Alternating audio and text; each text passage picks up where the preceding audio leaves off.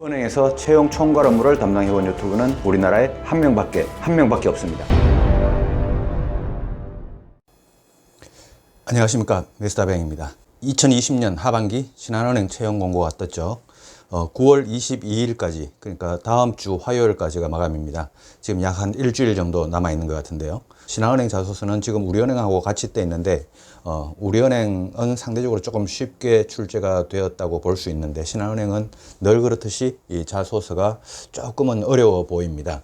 자, 그래서 우리 2020년 하반기 신한은행 지금 코로나 문제 때문에 그렇게 채용이 많이 열리지도 않는 상황에서 모처럼 채용 공고가 뜬 우리 은행권 신한은행 자소서를 적어야 될 텐데 자소서를 어떻게 적어야 될지 한번 보도록 하겠습니다.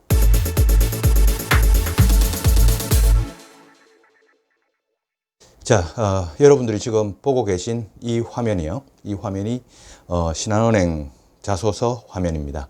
자, 총 질문이 1번, 큰 질문은 1번,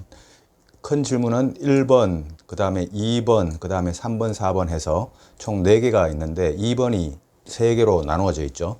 그래서 총 6개 질문이 있습니다. 6개 질문과 마찬가지고요. 그 다음에 분량은 총 합해 보니까 4,500자가 나오네요. 총 분량이 4,500자가 나오는데 4,500자면은 그렇게 작은 분량은 아니죠. 자, 그래서 우리가 1번부터 한번 보도록 하겠습니다.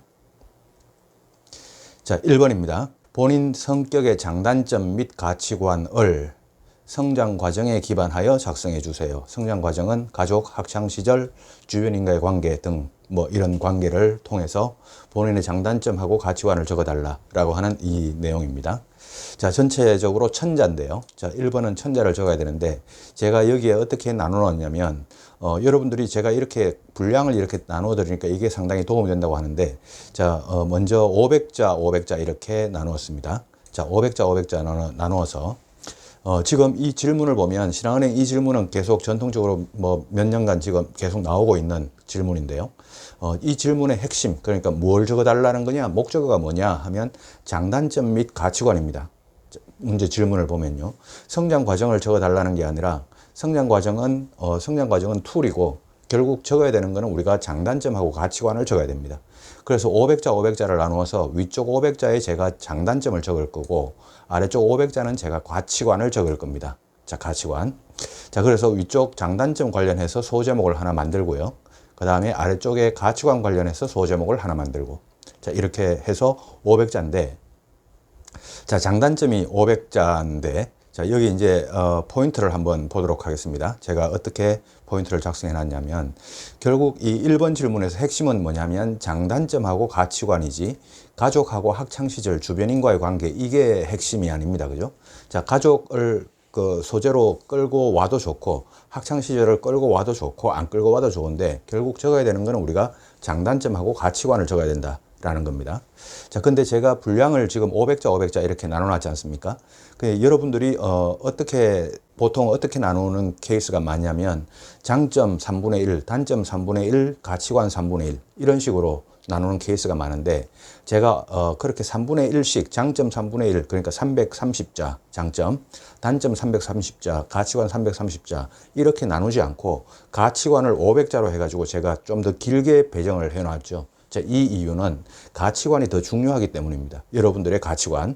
자, 그래서 이 가치관 쪽을 이 500자로 제가 더 길게 이렇게 배정을 해놨다. 그러면 결국 장단점 위쪽에 지금 500자 이렇게 배치해 놓은 거는 결국 이쪽에 여기 250자는 장점과 관련된 내용, 또 아래쪽에 250자는 단점과 관련된 내용. 그렇게 장점과 단점을 250자씩 이렇게 적어 보시면 좋을 것 같습니다.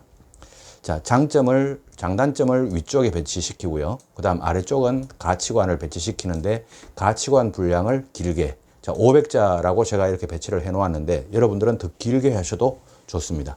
자, 그래서 결국 장점 250자, 단점 250자를 적었으면 좋겠다. 자, 근데 여러분들이 장점하고 단점하고 이 장점하고 단점을 적는 데 있어 가지고 장점을 적는 게 어렵습니까? 단점을 적는 게 어렵습니까? 하면 대부분이 단점을 적는 걸 어려워합니다. 자, 그래서 단점을 적을 때 제가 포인트를 2가지만 알려드리면 일단은 단점 같은 단점을 적어라. 장점 같은 단점을 적지 말고요. 단점 같은 단점을 적어라. 라는 겁니다. 자, 장점, 그 말은 다른 말로 하면 여러분들이 어떤 단점을 내용을 적었다고 칩시다. 자, 적고 난 다음에 질문 주제, 질문 없이 이 답변 여러분들 250자만 적은 이 단점 관련된 내용 있죠. 요 내용만 누구에게 보여주고 자, 이게 뭐 같냐라고 하면 이거 단점 같아 라고 하는 이 답변이 나와야 그게 단점입니다. 근데 여러분들이 질문을 가려버리고요. 이 밑에 여러분들이 단점 적었던 요 부분만 다른 어떤 지나가는 사람한테 이게 뭐 같습니까? 라고 하면 이거는 장점 같은데요 라고 하는 이런 답변이 나오면 여러분들은 그 단점 답변을 잘못 적은 겁니다. 그래서 질문을 가렸을 때도 여러분들이 단점을 읽어보면 이거는 단점을 적은 거네요 라고는 이런 답변이 나올 수 있도록 그런 단점을 적는 게 그게 솔직한 답변입니다. 자, 그래서 단점 같은 단점을 적는데 이게 이제 한 가지 포인트고요. 그 다음 두 번째 포인트는 우리가 모든 게 그렇습니다. 정직이든 뭐 순발력이건 뭐든 그렇습니다. 지나치면 다 단점이 됩니다. 장점을 정직하다라고 적었다고 칩시다. 자, 근데 단점은 너무 가끔은 너무 이게 지나쳐서 이게 또 단점이 되어버리는 이런 케이스가 있습니다. 그래서 A라는 장점을 적었을 때 단점에 A 다시 그러니까 지나친 A를 단점으로 만드는 이렇게 적지 말자. 이런 단점은 단점이 아니고 오히려 장점 같은 단점이니까 이런 단점 적지 말자. 동떨어진 두 개가 장점은 A, 단점은 B 이렇게 동떨어진 장단점을 적을 수 있도록 그렇게 했으면 좋겠습니다. 자, 단점은 그렇게 적고요. 그 다음에 중요한 게 가치관이라고 했죠. 가치관. 500자를 이 가치관을 여기 적는데 가치관에는 이제 사례도 같이 나올 수 있겠죠. 500자를 적다 보니까요. 분량이 좀 길죠. 그러니까 여기에는 여러분들이 어떤 거를 적었으면 좋겠냐면 대학교 다녔을 때도 좋고 그 다음 고등학교 때 또는 고등학교 때도 좋은데 뭐 중학교 때까지 내려갈 필요까지는 없을 것 같습니다. 고등학교 때 이상 그러니까 대학교 때면 더 좋을 것 같고요. 자, 그때 어떤 여러분들이 어떤 인격적인 성장을 했거나 아니면 이런 어떤 사례를 가지고 사회를 바라보는 관점이 내 시각이 바뀌었다라고 하는 이런 관점을 가진 그런 경험을 혹시 가지고 있다면 그런 쪽에 한번 포인트를 맞춰 보셨으면 좋겠다. 그래서 여기에는 인격적인 성장 또는 사회를 보는 시야가 어떤 달라진 또는 넓어진 커진 이런 경험, 이런 여러분들의 어떤 성장 경험이 있다면 그런 어떤 경험을 이 가치관 쪽에다가 한번 적어 봤으면 좋겠다라고 생각이 됩니다. 자, 그래서 1번이 그렇게 쉽지도 않지만 1번은 이런 식으로 이제 한번 작성을 해 보시고요. 그 다음 2번으로 가보면요. 2번은 2-1번부터 이제 가겠죠. 자, 지원한 직무를 수행하기 위해 필요한 핵심 역량이 뭐냐? 그리고 그 이유는 무엇이냐? 라고 설명을 해달라. 이게 이제 500자입니다. 자, 그래서 이 500자 안에 이 핵심 역량, 지원한 직무가 만약에 뭐 기업금융이다, 일반 뭐 영업이다, 뭐 하여튼 뭐든 간에 여러분들이 지원한 직무 분야를 수행하는데 필요한 핵심 역량이 만약에 영업력이다 라고 하면요. 영업력이 핵심 역량입니다. 그 이유는 무엇입니다. 라고 하는 이 이유를 적으면서 여러분들이 500자를 다 적어내기가, 이 이유를 500자를 다 적어내기가 되게 힘들 거예요. 이유를 그렇게 길게 적기가요. 그래서 이 어떤 핵심 역량을 여러분들이 포인트를 보면 몇 가지를 적을까 이게 이제 한 가지 포인트인데 한 가지를 이렇게 적기는 여러분들이 되게 힘들 거예요. 이유를 적어내기가 되게 힘들어서요. 보통 두 가지 아니면 세 가지, 두 가지 아니면 세 가지 이렇게 두 가지, 세 가지 중에 한 가지를 골랐으면 좋겠다. 저는 이제 여러분들이 화면에 보고 계신 것처럼 두 가지를 지금 작성하는 방법을 적고 있는데요. 이렇게 두 가지 정도를 적었으면 좋겠다. 자, 그래서 두 가지를 적는다면 위쪽 250자 아래쪽 250자 이렇게 250자씩 분량을 나누어서요. 각각 소제목을 하나씩 적고요. 자, 이렇게 소제목을 하나씩 적고 250자 중에 땡땡땡 역량이 제일 중요하다. 그 이유는 이렇다라고 하는 이 이야기를 100자, 150자 그러니까 100자 정도는 여기에 100자 정도는 땡땡 역량이 제일 중요하다라고 하는 그 역량을 설명하고 그 다음 그 이유를 여기 이제 아래쪽에 150자 정도에다가 이렇게 적어줬으면 좋겠다. 이렇게 구성을 한번 만들어 보고요. 그 다음 아래쪽도 마찬가지입니다. 100자 위쪽에 그 역량에 대한 설명 100자 아래쪽에 그 역량이 핵심 역량인 이유를 150자 이런 식으로 250자씩 역량 두 가지를 이렇게 한번 적어보면 그래도 적을 수 있지 않을까 생각이 되고요. 그 다음에 또 팁을 하나 드리자면 두 가지 역량을 적을 때 포인트에 하나는 인성, 하나는 역량 이런 식으로 한번 조화를 맞춰 보시는 것도 방법이 될 것 같아요. 자, 근데 여기에 많이 여러분들이 적는 게 이제 이게 2-2번 질문하고도 같이 연관이 되잖아요. 2-2번하고 같이 연관이 되면서 여러분들이 가능하면 이거를 좀 안 적었으면 좋겠다라고, 안 적거나 좀 미니마이저 시키는 방법이 있으면 좋겠다라고 하는 게 그게 금융 자격증인데요. 여러분들이 금융 자격증 적으면서 뭐 전문성이 핵심 역량이다. 그런데 나는 이렇게 좀 이따 2-2번에 또 이제 이렇게 준비를 했다. 이런 식으로 적기가 여러분들은 되게 수월할 거예요. 근데 금융 자격증이라고 하는 여러분들이 따놓은 자격증들이 그렇게 난이도가 높거나 또 여러분들이 금융 자격증을 60점을 맞아서 땄다고 하더라도 여러분들이 금융 관련된 역량이 팍 늘어나거나 그런 공부가 아니라는 거 인사 담당자도 다 알고 있습니다. 자, 그래서 금융 자격증을 공부했다라는 거 진짜 적을 게 없다면 그걸 꼭 적어야 되겠지만 다른 적을 게 있는지를 먼저 좀 찾아보고 금융 자격증 공부했던 거를 좀 여러분들이 적어보는 게 좋지 않을까 생각이 됩니다. 금융 자격증은 또 우리 여러분들 지원서에, 그러니까 스펙 적는 안에 자격증 다 적을 수 있잖아요. 근데 여기다 또 적는 거는 그게 그렇게 뭐 크게 바람직스러워 보이지는 않습니다. 다른 걸 적을 게 있는지 먼저 한번 좀 찾아봤으면 좋겠습니다. 자, 2-1번은 이런 식으로 적고요. 자, 그 다음 2-2번을 가면요.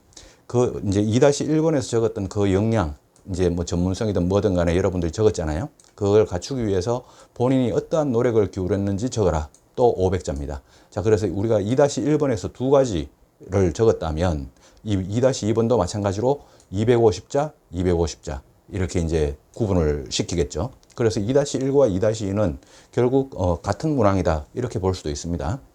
자, 그래서 2-1번하고 똑같이 소제목, 또 아래쪽에도 소제목, 그 다음에 여기는 이제 250자는 그냥 뭐 아까 제가 자격증은 가능하면 적지 말자라고 했는데 굳이 적을 게 없다라고 하면 자격증을 적어야 된다라고 하면 자격증을 어떻게 공부하고 뭐 이거를 왜 공부하고 뭐 이런 내용을 이제 250자를 적어야 되겠죠.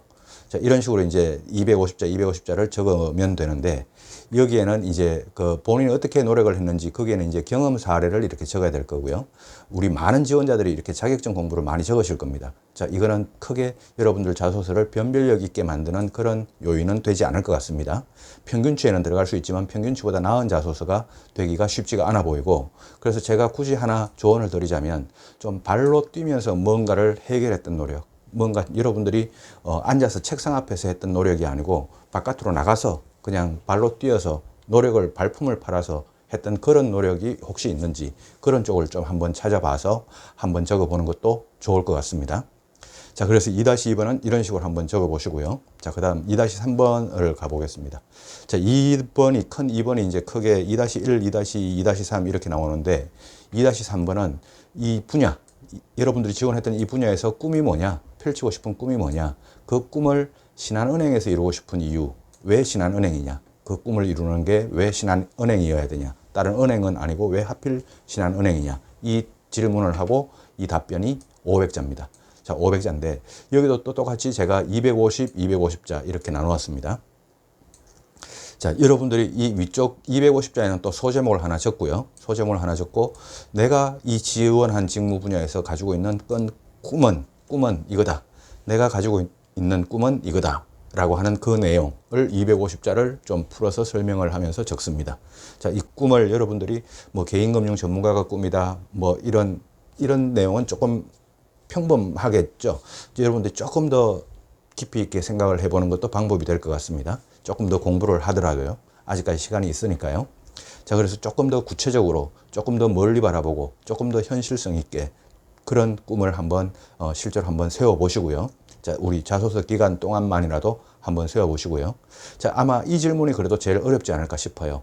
자, 왜 신한은행에서 그 꿈을 이루어야 되느냐?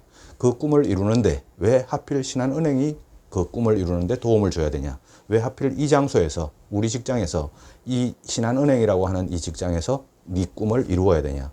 왜 옆에 있는 국민, 우리, 뭐 기업 이런 은행에서는 그 꿈을 이루면 안 되냐? 왜 신한은행이어야 되냐? 라고 하는 이 질문이 이제 신한은행 지원 동기랑 마찬가지인데 결국 지원한 분야, 이 꿈에 맞춘, 포인트에 보면 꿈, 여러분들 꿈에 맞춘 이 은행을 선택한 지원 동기가 나오는 게 이게 핵심이겠죠.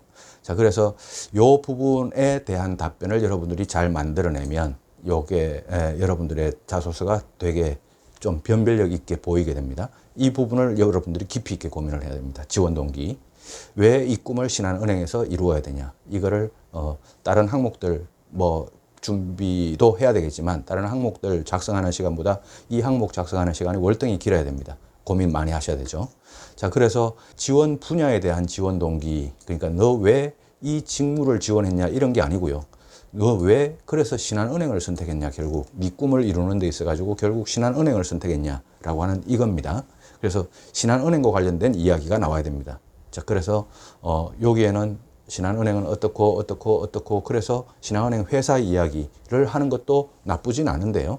적어도 되는데 다른 사람하고 차별화되게 적는 게 중요하겠죠. 그럼 차별화는 어디에서 나오냐 하면 여러분들이 고민을 해야 됩니다. 자꾸 신한은행에 대해서 남들이 10단계를 찾아서 들어갈 때 인터넷을 서핑을 하면서 찾아보고 또 찾아보고 또 찾아보고 이게 깊이가 10단계를 깊이를 들어갈 때 여러분들은 11단계를 들어갈 수 있어야 이 깊이와 고민의 깊이가 나옵니다. 요 노력이 이 2-3번에서는 반드시 좀 필요하니까 그렇게 좀 차별화된 지원 동기를 한번 적어 보셨으면 좋겠습니다. 자, 그 다음에요. 이제 3번 질문을 보면요. 3번. 최근 금융 이슈 중에 한 가지 주제를 선택하고 이에 대한 자신의 견해와 그렇게 생각하는 이유를 적어라. 이게 천자입니다. 자, 천자인데 여기는 제가 천자를 어떻게 나누었냐면 맨 앞에 소제목을 하나만 적으시고요. 하나만 적으시고 250자, 500자, 250자 이렇게 나눴습니다. 그래서 천자를 만들었죠. 맨 위에 250자는 최근의 금융 이슈 중에 한 가지 주제, 나는 땡땡땡 A라는 주제를 골랐다. 그리고 거기에 대한 이 이슈는 이러이러한 이슈를 가지고 있다. 이러이러한 이슈다라고 하는 그 이슈에 대한 설명, 그리고 나는 거기에 대해서 어떻게 생각한다라고 하는 것까지 짧게 내 견해를 밝히는 것까지를 위쪽 250바이트에 적습니다. 자, 그 다음에 내가 그렇게 생각하는 이유, 이게 중요한데요. 이게 중요한데 이거를 중간에 500자에다가 적습니다. 내가 그런 견해, 이 이슈에 대해서 그런 견해를 가지게 된 이유. 예를 들어서 금융 디지털 디바이드라고 하는 그 이슈가 있다고 칩시다. 자, 금융 디지털 디바이드다라고 하는 이슈는 나는 금융 디지털 디바이드를 뭐 어떻게 극복을 하거나 이런 게 아니라 우리가 디지털의 순화가 돼야 된다라는 이런 생각을 가지고 있다. 이게 나의 견해다라고 하는 게 250자 위쪽에 이제 먼저 가면 내가 그렇게 순화가 돼야 된다. 그냥 우리는 적응을 해야 된다라고 이렇게 생각하는 이유를 이제 중간에 500자 여기에 적으라고 했는데 이게 중요하다고 그랬죠. 그리고 마지막 이 250자에는 그래서 나는 앞으로 신한은행에 들어가면 이렇게 하겠다라고 하는 그 내용을 250자 정도를 적어보라는 겁니다. 자, 여기 보면 금융 이슈를 선정을 하는 데 있어가지고 신한은행과 관련된 이슈를 선정해야 되냐라고 하는 건데 그렇진 않습니다. 신한은행과 관련된 이슈여도 되고 아니어도 되고 상관없습니다. 자, 그 다음에 신한은행에 혹시 흠이 되는 이슈, 신한은행을 조금 욕하는 이슈, 신문 뉴스나 이런 데 나올 수 있죠. 예를 들어서 펀드 사태라든가 아니면 채용 비리라든가 이런 어떤 이슈들이 나오는 문제들이 신한은행이 다른 은행에 비해서 좀 부족하거나 이런 이슈를 찾아도 되냐? 찾아도 됩니다. 상관없습니다. 신한은행을 욕하면 안 될 것 같아서 이런 이슈는 못 골랐습니다. 이게 아니고 그래도 여러분들이 생각하는 이슈가 여러분들이 적을 수만 있다면 또 적고 싶은 주제라면 얼마든지 골라도 된다는 겁니다. 자, 그 다음에 중간에 여러분들이 이유를 적을 때 이 500자를 적어야 되잖아요. 500자를 적을 때 여기 제가 그렇게 생각하는 이유는 첫째 뭡니다. 둘째 뭡니다. 라고 하는 첫째, 둘째 이 표현을 적으면서 이유를 한번 찾아 적어보라. 이렇게 여러분들이 적어보셨으면 좋겠습니다. 자, 금융 이슈를 선정하는 질문이었고요. 그 다음 4번을 한번 보겠습니다. 4번에 최근에 지원자가 목표를 달성하고자 노력했던 사례에 대해서 구체적으로 작성하시고 그 경험을 통해 얻게 된 교훈과 느낀 점에 대해서 기술해 주십시오. 자, 여기에도 제가 천자를 적는 건데요. 여기에도 제가 분량을 3번하고 동일하게 나눴습니다. 자, 맨 위에 소제목을 하나 적고요. 그 다음에 250자, 500자, 250자. 자, 이렇게 나누었습니다. 자, 그래서 맨 위에 250자는 목표를 달성하려고 했던 그 내용, 그때 당시 상황에 대한 설명을 250자 정도를 적어보라 라는 거고요. 250자, 꼭 250자가 아니라 한 200자 정도여도 상관없어요. 자, 200자. 그럼 마지막 여기 교훈 느낀 점 여기도 한 200자. 그러면은 여기 중간에 노력 사례가 약 한 600자 정도가 될 겁니다. 중간에 첫 부분에 50자 빼고 마지막에 50자 빼면요. 그럼 노력 사례를 600자, 노력 사례를 좀 더 길게 적을 수만 있다면 그렇게 적어도 좋습니다. 자, 그러고 난 다음에 중간에 이제 여기 500자 정도를 노력했던 사례를 적는데 이것도 여러분들이 쉽지는 않을 거예요. 쉽지는 않은데 그래도 이제 적긴 해야 되겠죠. 자, 그 다음에 마지막 200자에서 250자 정도를 교훈과 느낀 점 이렇게 적는데 여러분들이 이렇게 1000자를 적으라 그러면 여러분들 이렇게 접근할 수가 있을 겁니다. 어떤 거냐면 두 가지를 적는 거죠. 이렇게 긴 거를 하나, 이렇게 1000자가 되는 긴 거를 하나 적기가 쉽지가 않기 때문에 여러분들이 두 가지를 선정해 가지고 1000자를 적어야 되니까 500자 500자 이렇게 두 가지 에피소드를 적는 케이스가 생기는데 제가 추천하는 거는 그렇게 두 가지보다 이렇게 긴 거를 하나 적는 거를 더 추천합니다. 자, 두 가지 긴 거를 적기가 도저히 불가능하다라고 하면 어쩔 수 없겠지만 적을 수만 있다면 여러분들은 긴 거를 적는 연습을 좀 하셔야 됩니다. 특히 신한은행 같은 은행에서는요. 자, 그래서 그렇게 긴 거를 하나 적도록 그렇게 해보시고, 그렇다 보니까 중간에 이 500자 노력 사례 적는 이 부분이 좀 여러분들이 쉽지가 않겠죠. 자, 그래도 한번 시도를 해야 되겠죠. 자, 그 다음 여기 이제 포인트를 보면, 질문에 최근이라고 하는, 여기 질문에 최근에라고 하는 질문이 나오잖아요. 이 최근이 언제적이냐라고 하는 이 질문을 이제 여러분들이 할 텐데, 가능하면 대학교 한 2학년, 3학년 이후, 좀 대학교 고학년이 되었을 때, 그때 정도 이후에 그 다음에 목표를 정했던 사례를 한번 적어봤으면 좋겠다. 그 다음 두 번째는 성공했냐 실패했냐라는 건데요. 위에 질문에 성공담을 적어라 이런 질문은 없죠. 실패도 상관없습니다. 목표를 정하는 것마다 다 성공하는 사람은 우리나라 국민들 중에 없습니다. 신한은행 직원도 그런 신한은행 직원 없습니다. 목표를 정하면 성공도 하기도 하고 실패도 하고 그렇습니다. 때로는 성공을 하면서도 배우고 실패를 하면서도 배우고 그게 우리 인간이고 사회생활입니다. 자, 그래서 꼭 성공을 함으로 인해서 성공담을 적어야 될까 아니면 실패담을 적어도 될까? 얼마든지 실패담 적어도 됩니다. 그게 여러분들이 적고 싶은 내용이고 또 거기서 배운 교훈과 느낀 점이 분명히 더 크다면 얼마든지 실패담을 적어도 됩니다. 자, 그 다음 어떤 목표를 정했냐라고 하는 건데요. 이 목표가 내가 최근에 이제 뭐 대학교 제가 아까 3학년 4학년 때쯤 이때 목표를 정하라고 했잖아요. 자, 그래서 예를 들어서 여러분들이 많은 것들 중에 하나가 어떤 거냐면 그래도 은행이니까 완판, 세일즈, 영업 이런 거를 내가 목표를 정하고 노력했던 경험을 적어보자. 이런 케이스가 많을 거예요.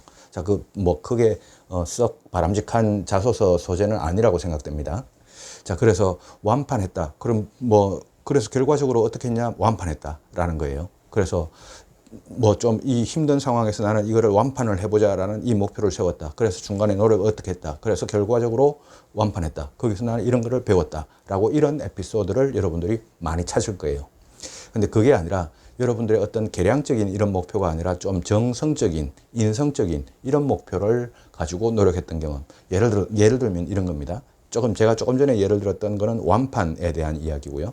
제가 지금 예를 하나 들면, 예를 들어서 술을 끊겠다, 담배를 끊겠다라는 그 목표를 세웠다고 해보시죠. 자, 그럼 거기에 대해서 어떻게 노력했냐 구체적으로 작성하라.